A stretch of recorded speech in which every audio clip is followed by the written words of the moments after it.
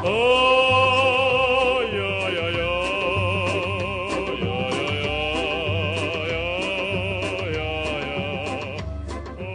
It's Sandy's podcasting podcast. 2, 1, 2, 1, 2. Episode 33.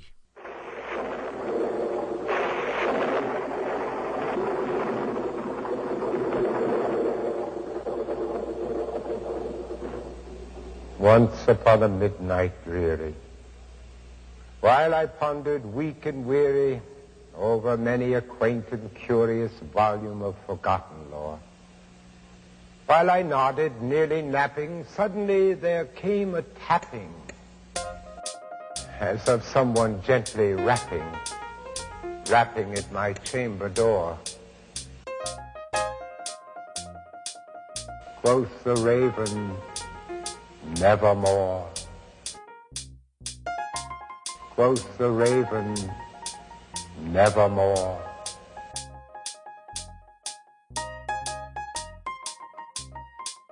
Hey, how you doing?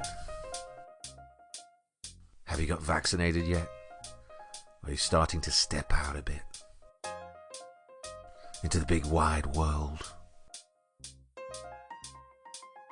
That's what's happening here. The kids are back in school. Amazing. Small classes, of course, with testing and mask protocols in place. They are so happy. They pretty much dance out of the door in the mornings. It's really incredible. We're such social animals.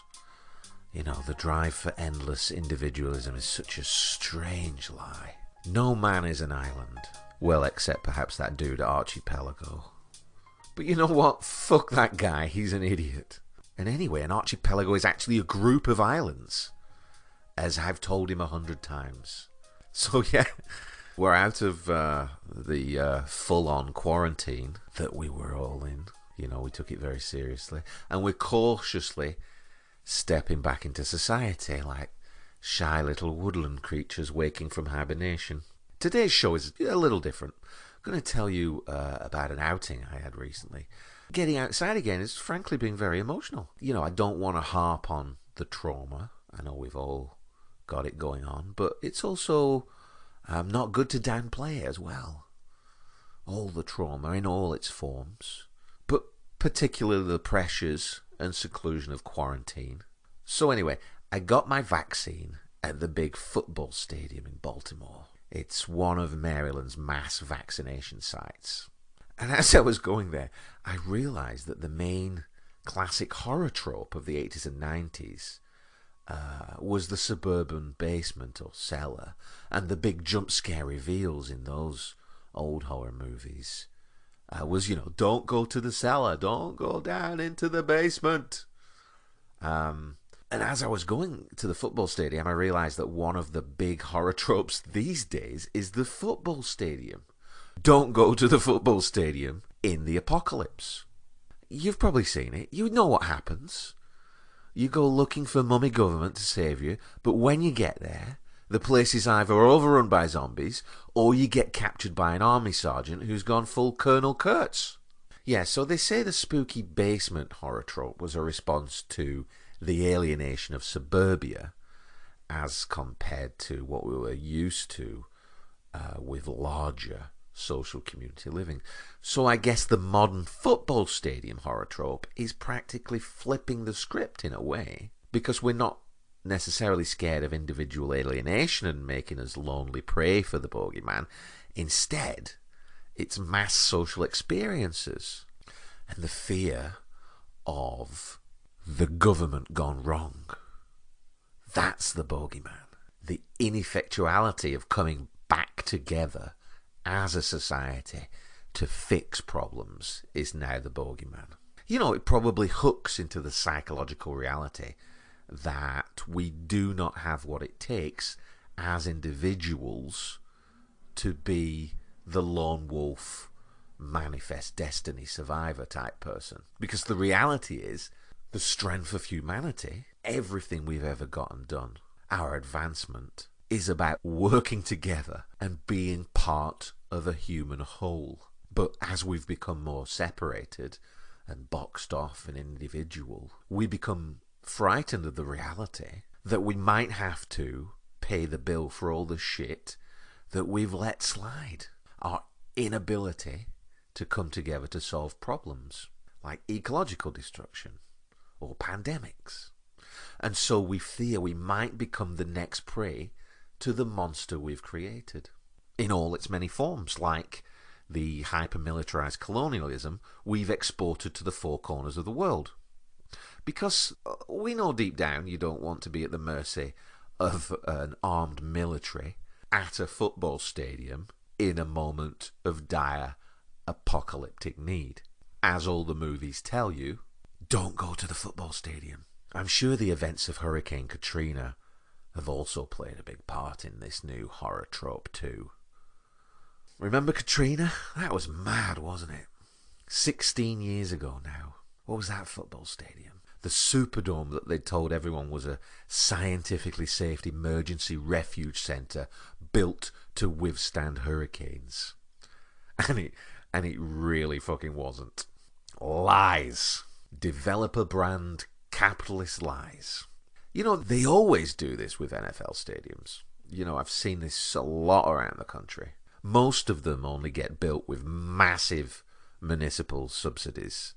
Money that any sane society would put towards schools and local infrastructure. But they all come in promising crazy economic benefits and jobs that never really materialise. Unless, that is, you want to work at Bennigan's for $4 an hour, or you're really into human trafficking around big game days. Hey, gotta get the Rams in your city, gotta get an NFL team. City's nothing without an NFL team, gotta get the Rams, gotta get the Rams. Oh, you're gonna have to pay us $800 million and build us a stadium and let us play there rent-free while you won't pay teachers and nurses and the working poor a living wage. But don't worry, the stadium will convert to Noah's Ark come the flood, and it can recycle dirty peanut oil into scratch cards. What was I doing going to get a vaccine shot at the football stadium? Was I crazy? Man, remember the Superdome. You had the chief of New Orleans police, Eddie Compass, the top man in charge of New Orleans police, running out of the Superdome on like day 2 or 3, all scared, like actually crying and claiming the place had gone full on Mad Max, saying in big recorded press conferences that he'd actually seen babies being raped inside. But of course, nothing of the sort actually had happened. Not even close. When the levee failures after Hurricane Katrina left New Orleans underwater, the New Orleans Police Department and then Chief Eddie Compass were put through the ultimate test. I'm one man, I'm one person, you know, and I gave my heart and soul. I did my job. I did everything humanly possible. I stood on the forefront. I was in that water. Compass tried to calm stranded evacuees at the convention center. He huddled with General Russell Honore to coordinate with the military. But when Compass broke down in tears while giving a report of babies getting raped in the Superdome, a report that turned out to be false, he found himself under fire from then-Mayor Ray Nagin. The mayor and I did not have a good relationship. Just another lying cop there. And of course totally unpunished for his outright lies, because what he was doing was just spouting the approved message from the system. That it wasn't capitalism, or the system, or developer lies that had failed the people. No, we can't face that horrible truth. The real problem that everything went wrong, is that black and poor people are criminal animals. Look the other way and approve of however we want to deal with them. You know, and Eddie Compass is a black man himself, of course, but he was wearing the uniform, the police uniform, and Stanley Milgram et al. Can tell you how that goes. People in the Superdome raping babies. What a disgusting lie! What a colossal lie! If only we would gather around some of these things as a species and unpack them and really see what's going on when these things happen. And of course it was easily disproven. It was disproven within about 48 hours, and he walked it back. But by then it had already done its job, hadn't it? It had already been all over Fox News. It had already rather effectively shifted the media talking points away from President Bush's malevolent incompetence, away from climate change and social funding, and back into the all too familiar lies of America from its foundation, that black and poor people are unworthy of help or compassion. It's the same shit that's playing out today. If you watch Fox News, you're programmed to think the real problem in America is looting rather than police killing unarmed black men and attacking citizens with massive and excessive military-grade force. Eddie Compass was eventually fired, but he wasn't fired for lying like that. A police chief making outrageous, insane shit up. He was actually fired by the mayor weeks later for flying out of New Orleans when the place was still underwater. He flew out of town to the Giants and Saints NFL game where he appeared with President Bush at the coin toss. Just think about the optics there. You've got the President of America and the black police chief of New Orleans, who'd just done this huge favour by making up this insane lie, you know, at the start of the whole Hurricane Katrina meltdown. And he gets his day on television, shaking the president's hand at the coin toss of this football game. You think it's crazy now with Trump and QAnon, but it's always been crazy. The Bushes were just slicker manipulators of the narratives than the Trumps. And so what does the world and America see at that coin toss?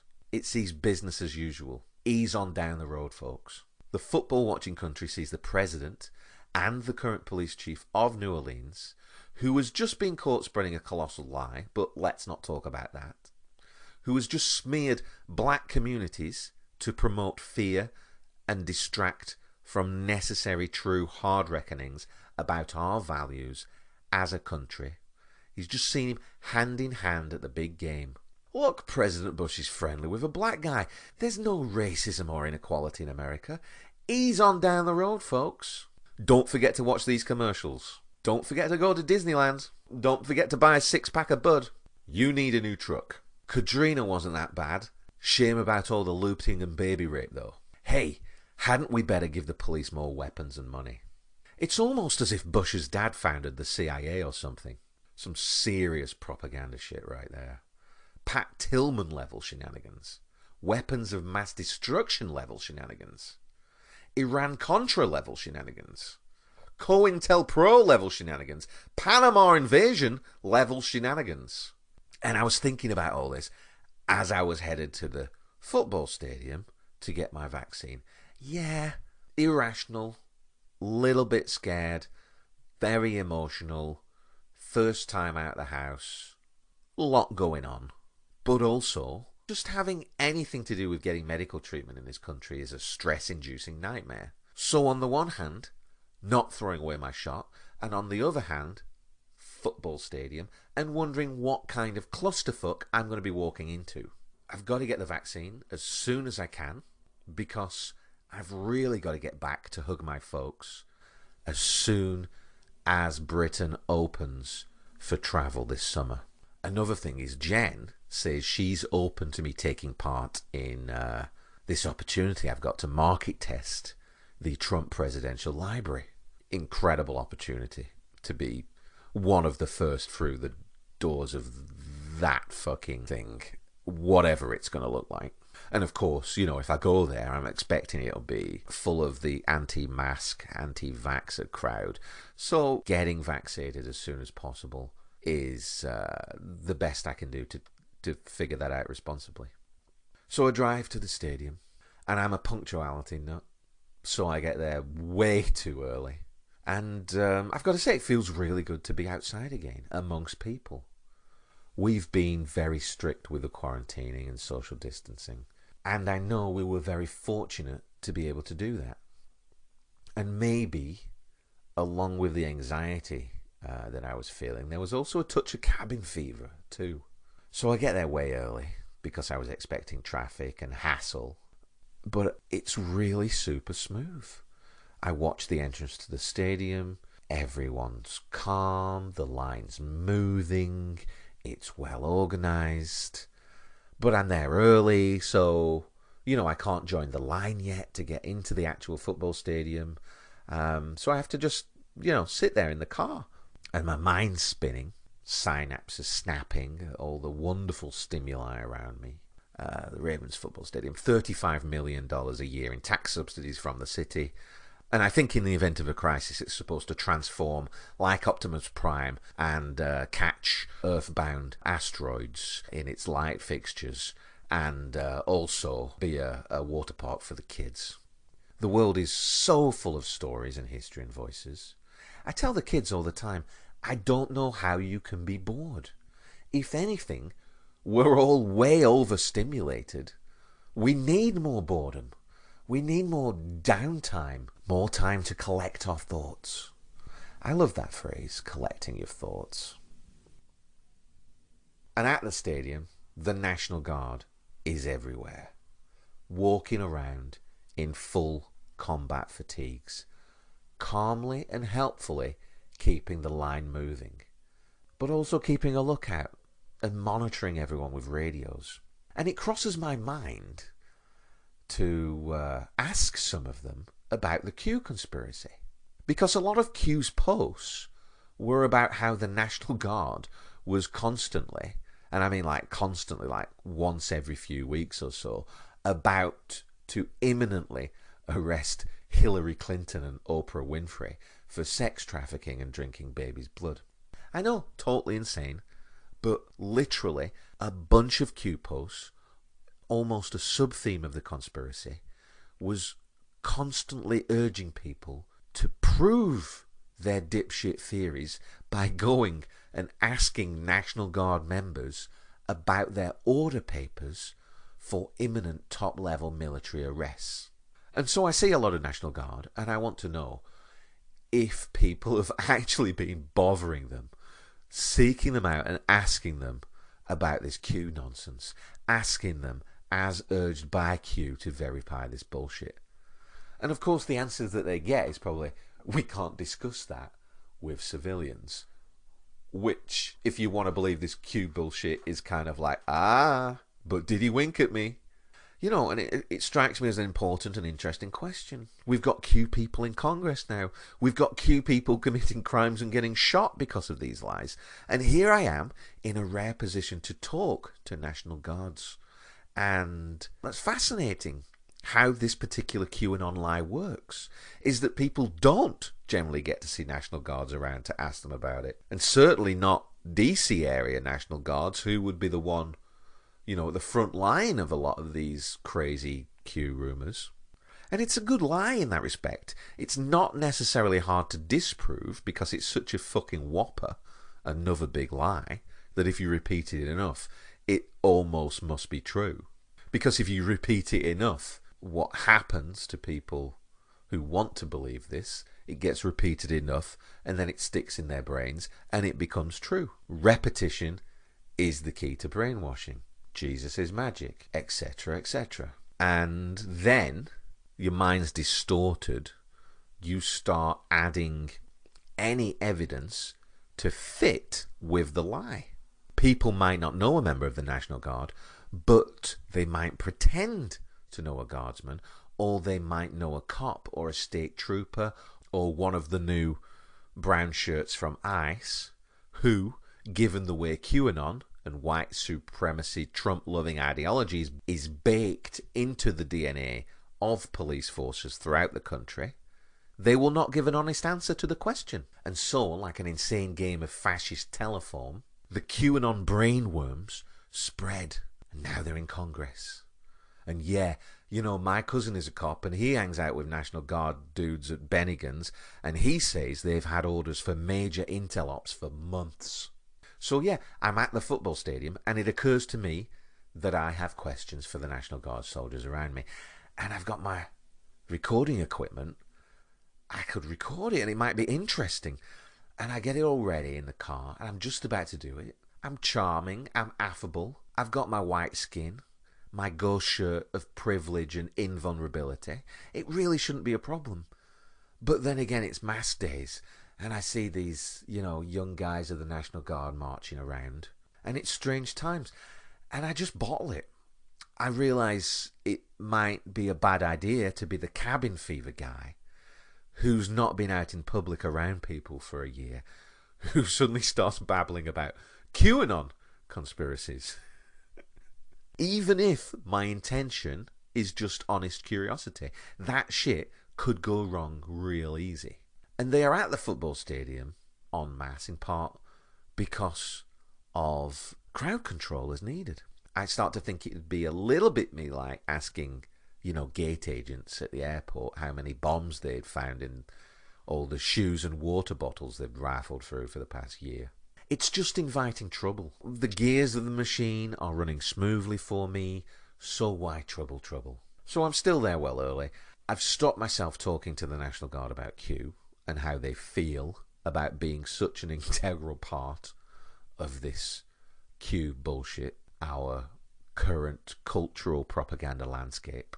And I'm waiting, and I'm collecting my thoughts in my car, and I can see the front of the stadium, the main entrance to the M&T Stadium, home of the Baltimore Ravens, so named because of Edgar Allan Poe's poem, The Raven, because Edgar Allan Poe was killed close by. I mean, come on, it's still Baltimore after all.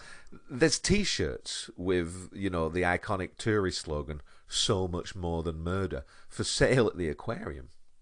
I've never actually seen a raven around this neck of the woods in Maryland. We get tons of orioles in the garden, and cardinals, doves, woodpeckers, turkey vultures, goldfinch, all manner of occasional hawkage, big tit-breasted headed titwings, of course, and loads of crows. Some pretty big crows, actually, that have at times made me stop and look twice. But I've never seen the shaggy raven collar and the long knife beak that is almost like a plague doctor mask. So I don't think we have ravens around here. But anyway, the football team are the Ravens not because of the local bird population, but because of the local literary connection. Old Edgar Allan Poe, father of the modern detective mystery story, dying in a detective mystery. And he's actually buried a few blocks up from the football stadium in the centre of the city. Being a lover of literature, I have, of course, visited Poe's grave. The last time was in 2016. We'd come out to see the opening of a play, and before the show, we went to the grave and toasted the old boy with a few swigs from the hip flask. It was 2016, and it was the day when Republican FBI chief James Comey chose to legitimize Trump and throw the whole election to him by publicly opening another completely bullshit official inquiry into her emails. And I remember seeing the ticker tape scrolling message going on the screens around the outside of the Baltimore Sun-Times saying, FBI opens new probe into Clinton's emails. Dun dun dun! And I remember a ball of tension springing up in my stomach. And we went to Poe's grave, and we toasted him, and I told him, the elections are still weird and totally fucked up, Edgar, my man. Because he died in a very strange way that was probably connected to actual election fraud.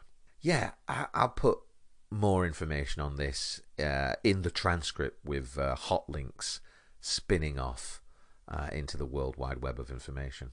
But there was this thing in the 1840s where armed gangs would kidnap unsuspecting guys off the street on election day and get them drunk and hit them on the head and drag them around many different polling stations, making them vote over and over and over for Democrats. The Democrats, if you remember, were what we now know as Republicans. The parties switched agendas in the 1960s. So Edgar Allan Poe was on his way from Richmond to New York when he went missing for a day, an election day, And then he turns up a day later in Baltimore, and he's not in his own clothes, and he's incoherent, suffering some kind of brain injury indicative of a head trauma or a vast consumption of dodgy liquors.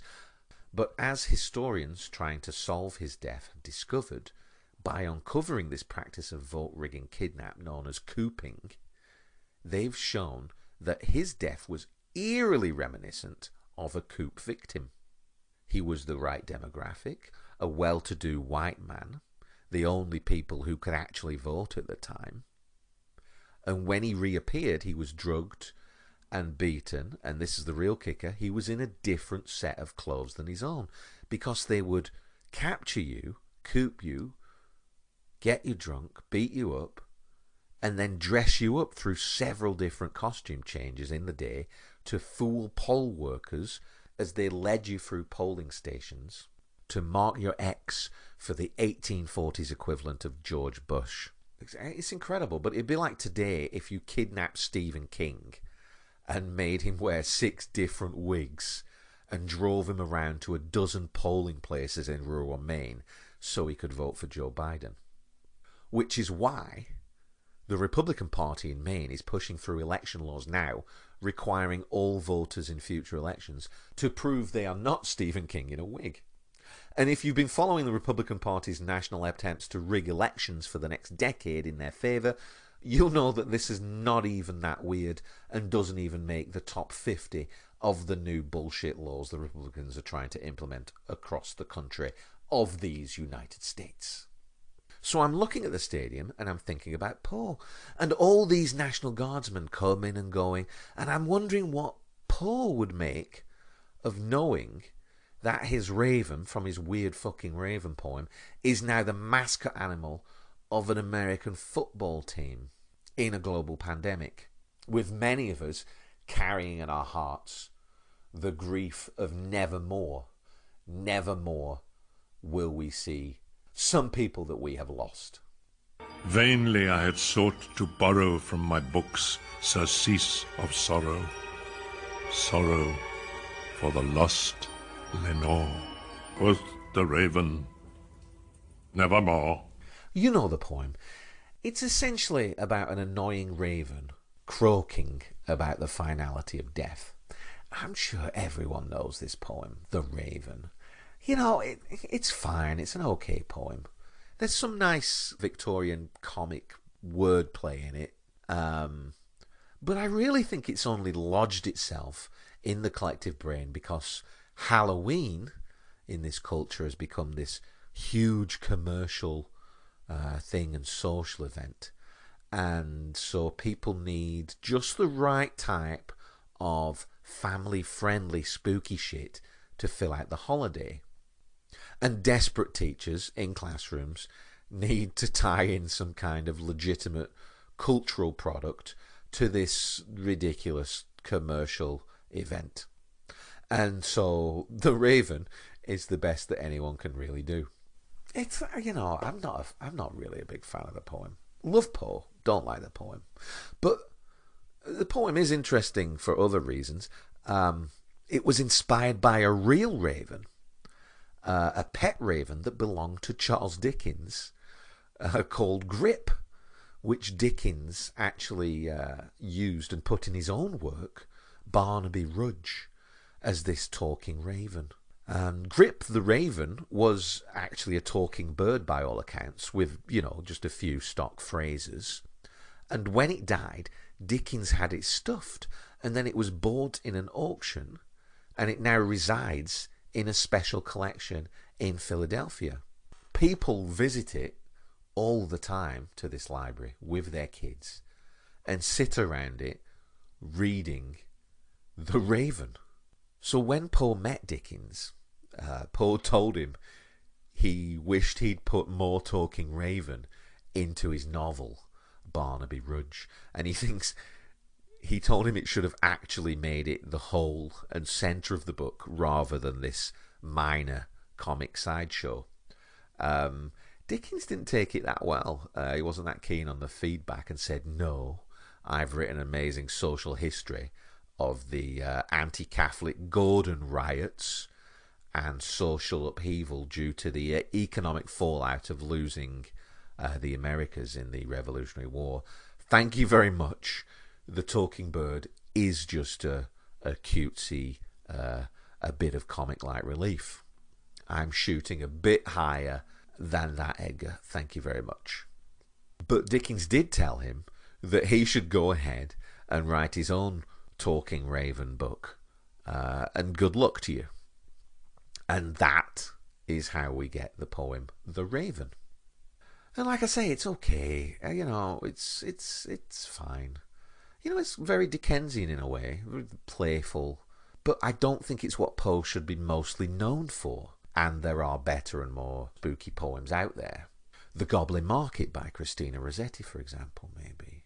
Probably a bit too long, a bit too weird. Do not look at goblin men, and do not buy their fruits. Who knows upon what soil they fed their thirsty, hungry roots? Yeah, probably a bit weird. Even if it does have a great Frozen-type sisters girl power ending. So what else? Now I've just said there's a lot more better spooky poems, and I can't think of it. Oh, maybe Emily Dickinson's I Felt a Funeral in My Brain. That's chilling and horrible. But then again, on second thoughts, we can't have kids in classrooms reading and reciting that thing. That'd just be inciting trouble in the classrooms of America if you popularise that little gem. Okay, kids, while we're doing active shooter lockdown training today, I want you to read I Felt a Funeral in My Brain.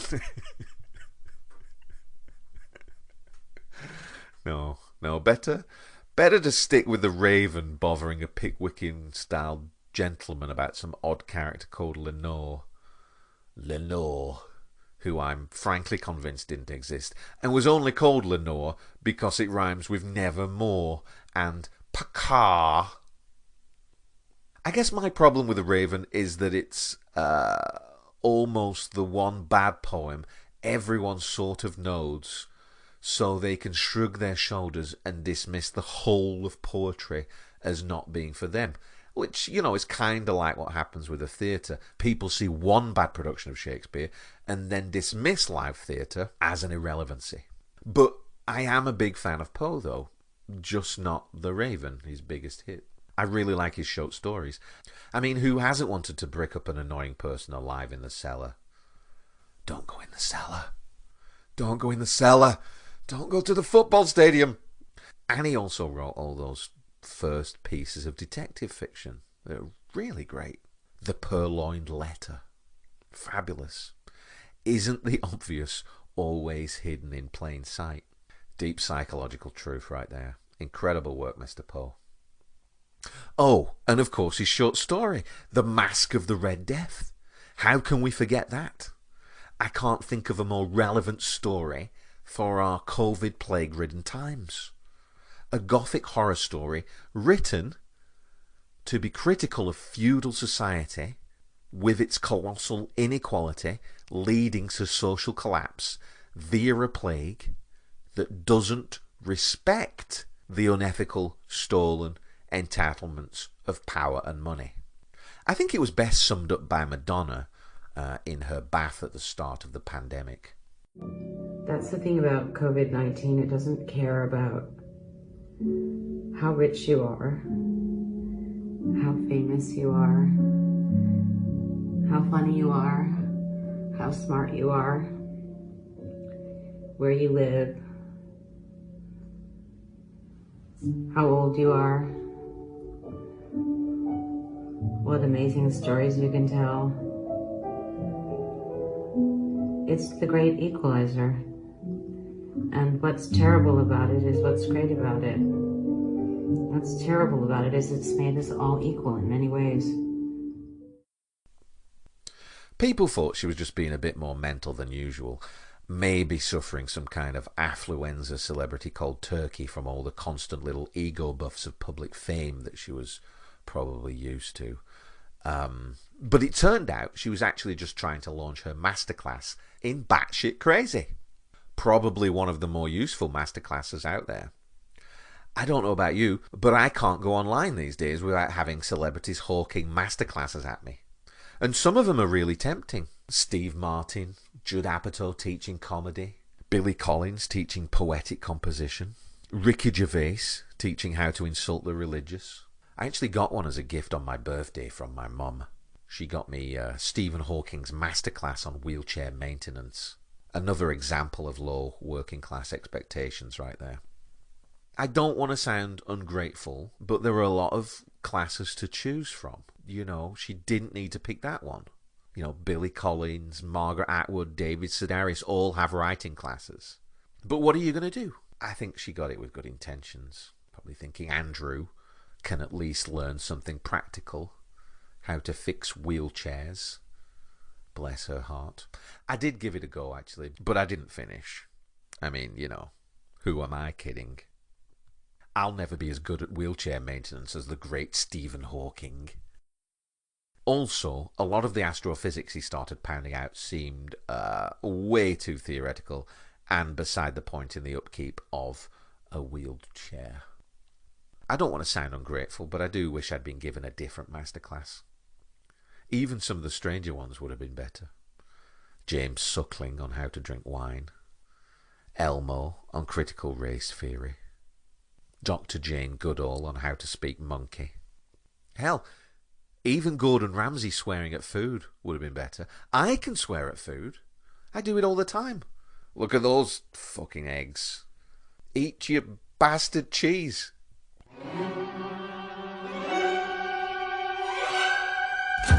I'm Bob Woodward, and this is my Masterclass.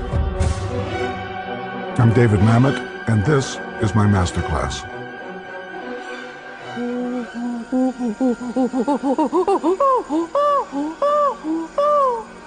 Basically, that means this is me, this is Jane.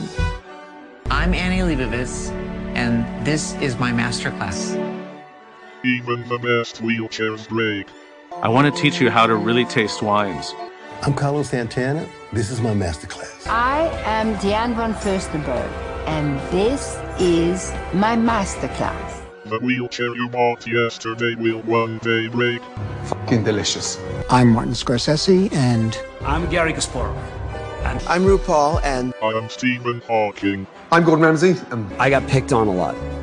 And then I skated. I'm Jane Goodall, and my name is David Lynch, and first thing you gotta do is invest in a corkscrew. Elmo wants to be an upstander to racism. I'm Tony Hawk, and I'm David Sedaris. I'm David Axelrod. I'm Carl Rove. We're Penn and Teller, and this is our Masterclass. My Masterclass. So anyway, I'm at the football stadium, waiting to get my shot. I'm not throwing away my shot. And it gets my time, and I join the line. And it goes into the building between the statues of two football players. Hall of Fame linebacker, Ray Lewis, and some other dude. Now, I like sports, but I'm not a football fan. I've tried, but I just don't get it. And the optics are all wrong. And the sport itself seems like a secondary afterthought to all the advertising and financing. You know, it's classic America in that way. It's just a condensed mix of all the worst bits. Hyper-masculine militarization and endless committee meetings. 3-hour games with about 6 total minutes of watchable, identifiable sport. If you're lucky. I mean, I've regularly, and I'm sure you have, heard fans in football shirts say they only watch the Super Bowl for the commercials. I mean, come on, that's not right. And even before Kaepernick exposed one of its main roles in society as maintaining a racist status quo, the optics were way off. You know how black players are generally and suspiciously restricted into certain positions and then policed on field by gangs of old white men in stripy suits throwing flags relating to arbitrary misdemeanors while our modern day kings sit in the corporate boxes ogling cheerleaders in sparkly thongs. Come on, admit it. It's a weird, mad mess. And its main function is just to perpetuate a rigged, closed system that guarantees a revenue stream for a few rich, Republican, plantation-esque owners. please, just switch off the TV and take your sons on a nature hike or something. Go paddle in a creek. Leave your phone at home for 5 minutes. Just see what it feels like not to be sold anything for a few hours. So I'm in line, and it seems pretty good. It's the football stadium, but everything's really calm and well organised and efficient. Don't go into the football stadium, Andy. But actually, I really want to be here. This is perfect. Everything's working really well. And I've got my appointment email ready on my phone, and the line is moving, and I'm getting up to the Ray Lewis statue, and there are people taking selfies next to it. And I glance up, and I see that someone has put a COVID mask on the Ray Lewis statue, and that's cute. That's a nice moment. But then I have to do a double take because it looks like the mask has little bloody daggers on it. And I can't believe my eyes. Because, you know, Ray Lewis was, of course, involved in this horrible stabbing to death of these two guys in Atlanta, you know, in a fight outside a Super Bowl party in 2000. He was out partying with some friends, and two guys got stabbed to death. And he fled the scene in his limousine. And he'd been wearing this ostentatious cream-coloured fancy Super Bowl party suit all night. But then that suspiciously goes missing. And just like Edgar Allan Poe, he turns up the next day in a different set of clothes, unable to explain why that is coherently. So, of course, he's charged with murder. And I think they even find some blood in his limo. But because we have the best legal system that money can buy in this country, of course the charge ultimately gets downgraded to just obstruction of justice, and he settles out of court with the dead guy's kids for some big wad of money. Ease on down the road, America. Nothing to see here. I don't know, I guess the dead guys just stabbed themselves to death outside a nightclub, and in the process that disintegrated a Raven linebacker's beautiful white party suit into atoms that no one will ever see again. Totally believable. But hey, the Ravens' key property, this investment entity known as Ray Lewis, future Hall of Famer, is returned to Baltimore intact. And that's the main thing, right? But then, amazing to me, someone put a Daggers-designed COVID mask on his statue, and I can't believe it. It's fucking awesome, and I'm like giddy with it, and it's all I can do not to laugh and point. And I'm getting ready to take my own selfie with it too, but as I get closer I see that it's not little bloody daggers at all, but little red crucifixes. Disappointment. The magic Jesus bullshit strikes again. And of course, the crucifixes also make total sense because all he's done since the murders is spout a lot of magic Jesus bullshit and act like the stabbing was his own crucifixion in a way, especially when asked directly about the missing suit. God took the suit away like Joseph's coat of many colours. I think the only major blowback Ray Lewis faced for the whole thing was when he won the Super Bowl with the Ravens, and even though he was the MVP, he didn't get to say the Disney line. You know, the Disney line. Who gets to say the Disney line? Tragic. God moves in fucking mysterious ways. When you wish upon a star, makes no difference who you are. Anything your heart desires will come to you. Joe Flacco, you and the Baltimore Ravens just won the Super Bowl. What are you going to do next? I'm going to Disney World. Your dreams come true. So I'm disappointed it's a Jesus mask and not a dagger mask on the statue of Ray Lewis. But I'm still a little bit giddy about it. And I just about managed not to say to the guy behind me or the woman in front of me, I thought there were daggers on that mask because, you know, it's still a football stadium full of National Guard soldiers in a pandemic, and I'm still probably going to come off like a cabin fever crazy. And also, you know, there's a kind of like... Sarah Kendzior and Andrea Chalupa say it best on their podcast, Gaslit Nation. They call it the United States of Amnesia. And people probably won't remember Ray Lewis was very closely connected to this horrible stabbing of two men in 2000. Just like they won't remember Eddie Compass running out of the football stadium in Katrina, spouting horrible lies about how people were behaving inside. Because it's the United States of Amnesia. And I doubt myself, my ability to connect with people around me about the observable, historically documented reality of our times. So I keep my mouth shut because I don't want to come off like a cabin fever crazy, because I'm living in the United States of Amnesia, because even though there's giant ravens everywhere in the Raven Stadium, I even doubt whether people know that it's because of Poe's Raven, the poem. But no, maybe everyone's going to know that, right? But anyway, I keep my mouth shut. So the line, you know, shuffles me up into the stadium, and I go through a tent where a big team of National Guard soldiers check my appointment details and identity from my driver's license, and then I join another line, and it's moving pretty quickly, snaking round all these concession areas up to the second floor.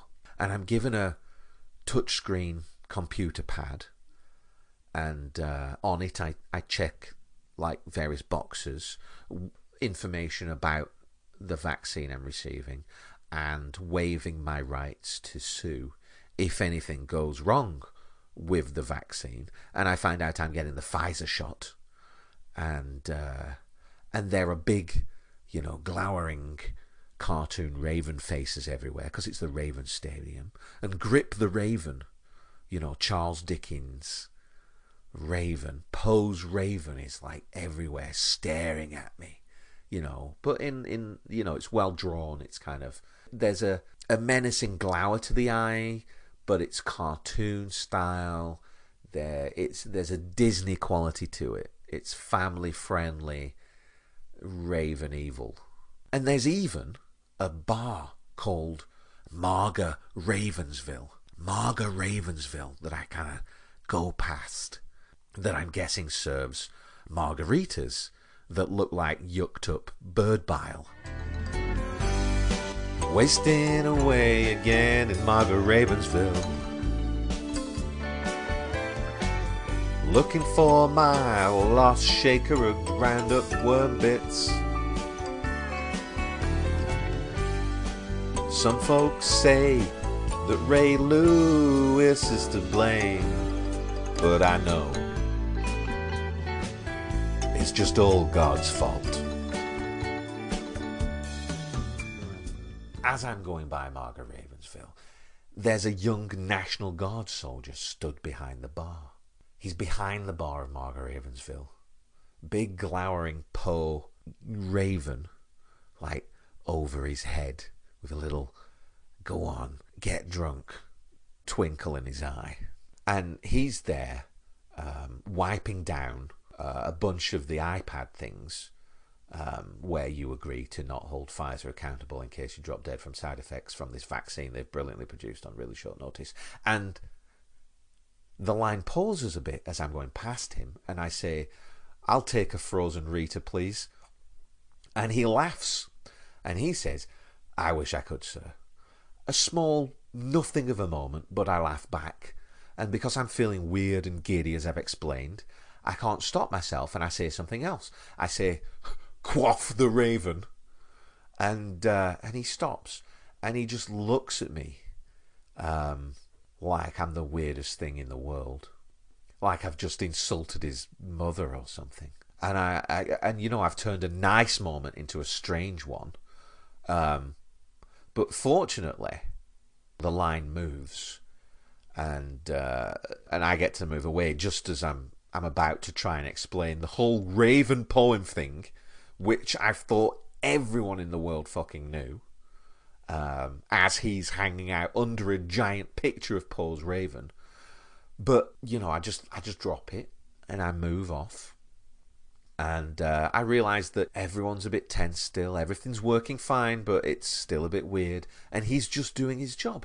He's probably a little bit annoyed because he signed up for the National Guard hoping to kill bad guys. And instead he's, you know, wiping down iPads in the corner of a football stadium.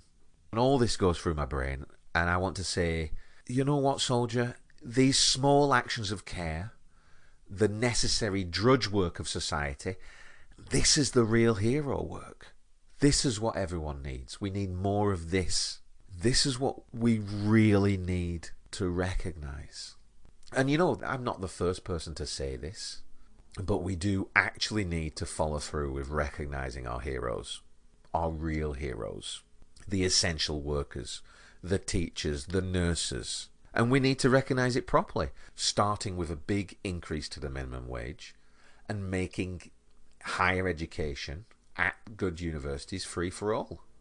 But obviously I can't go into this. You know, the lines moved. I can't even explain the Raven poem. I really just need to just shut up. It's all in my head. And the guardsman, he's just doing his job and he's fine. So he skipped out of the Raven class. No biggie. You know, it's the pandemic. Everyone's a bit weird. Everyone has a lot going on.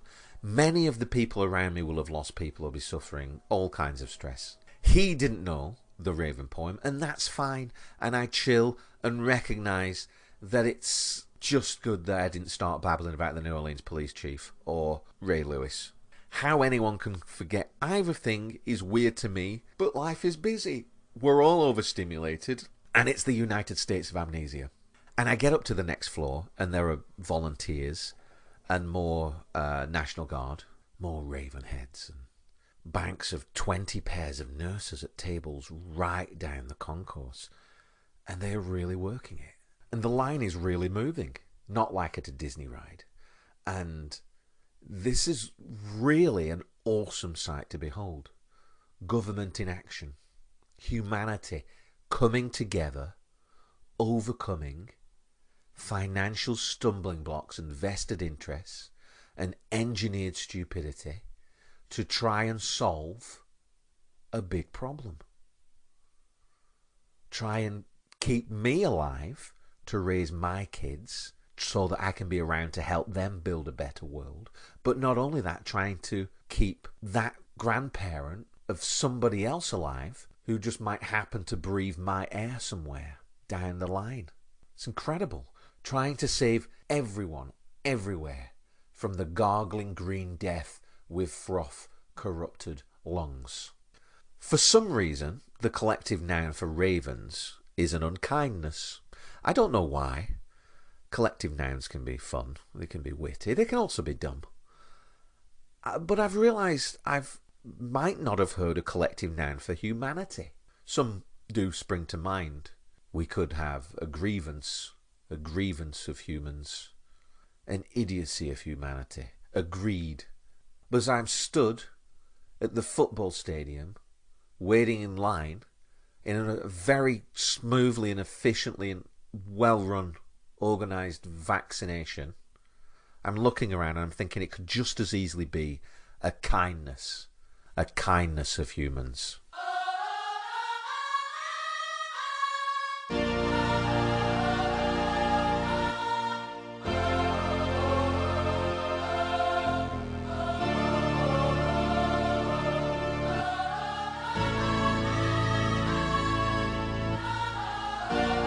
Eddie Compass lost his shit at the Superdome, but there were 30,000 poor people trapped in there without food and light and nowhere to shit for weeks. And they didn't actually go Mad Max. That should be the headline. We don't need masterclasses on swearing while cooking expensive food or business tricks from people born at the top of the pyramid. We need masterclasses on learning to be present, on looking around us. We need a masterclass on just doing our bit. And I look around, and for the first time in years, I'm really hopeful. I think, yeah, we can do this. And I get my shot. And then there's an area where they want you to sit down afterwards for 15 minutes just to make sure that you're okay, that there's been no adverse reaction to the vaccine. And I sit there, and it's really beautiful. I'm just surrounded by people of all ages and races, all working together, all helping each other, just as it should be. Humans coming together, organising themselves as a government, working in action. Governments are people too. And it's worked. We've got a vaccine for this once-in-a-lifetime pandemic, and it's been produced in double quick time and delivered in an organised way. The world seems so fucking mad, spinning out of control in so many ways, but I think we can turn it around. We can work together for the good of everyone. And as I left the building, I was truly hopeful. There was a spring in my step, and I danced past guards and past Ray Lewis with his dagger-looking mask, and past more people getting selfies. And there was a news crew up near my car, and they were asking people questions, you know, how it felt to be vaccinated and what was going on and that kind of thing. And a journalist stops me and asks, When you wish upon a star, makes no difference who you are, anything your heart desires. what are you gonna do now you've been vaccinated? I'm so excited. I'm gonna go take a dump on the Trump Presidential Library.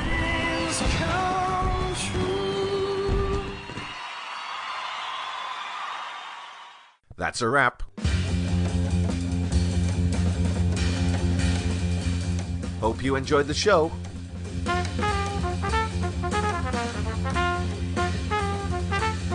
Please take a second to give me a 5-star review in whatever app you use to listen to me. And if you really want to help, click the link and buy me a coffee.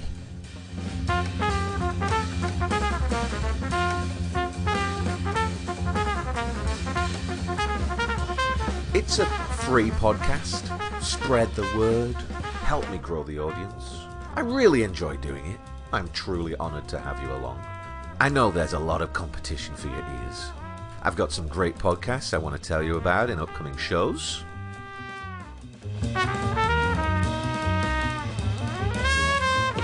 I'm off on another outing next week, though. Going to tell you all about what happened on my tour of the Trump Presidential Library. Thanks to my friend John Wan from the Funkatronics for the piano sample. I was trying to find a Willie Dixon type blues riff, and he really came through for me. If you're in Maryland, watch out for the cicadas. Apparently they're coming. There's going to be a 17-year generational hatching happening or something. All the local old-timers around here are really winding me up, saying it's going to be biblical, saying we're going to be drowning in them, saying every step I take is going to be like crunching 100 of their skulls. Can't wait. Bring it on, cicadas. Have a great week, wherever you may be. Bye.